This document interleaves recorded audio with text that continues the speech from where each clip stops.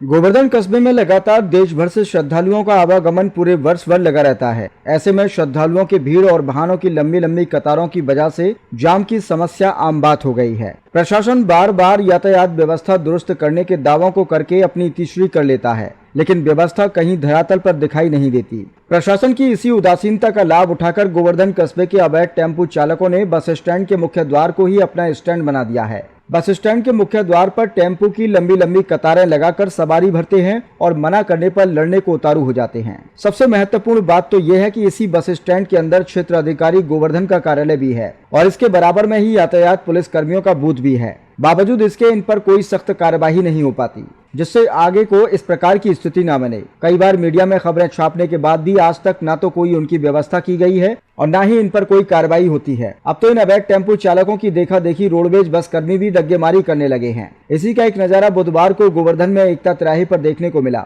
जहां bus stand से निकलकर सरकारी रोडवेज चालक मुख्य तिराहे पर गाड़ी खड़ी करके सवारी भरने लगा। करीब 10 मिनट तक लोगों के समझाने के बावजूद, यहाँ तक कि मीडिया कर्मियों के वीडियो बनाने के बावजूद उसने गाड़ी नहीं हटाई और इस दौरान लंबा जाम लग गया, जिसमें एक एम्बुलेंस भी लगभग 10 मिनट तक फंसी रही। इस संबंध में जब एआरएम मथुरा से मीडिया कर्मियों ने बात की तो उन्होंने रोडवेज बस कर्मी पर आवश्यक कार्यवाही करने की बात कही है। देखना होगा कि क्या प्रशासन नींद से जागकर ऐसी अव्यवस्थाओं को दुरुस्त करेगा या गोवर्धन में आने वाले श्रद्धालु यहां की व्यवस्थाओं को लेकर इसी प्रकार दुखी होकर प्रशासन को कोसते हुए जाएंगे।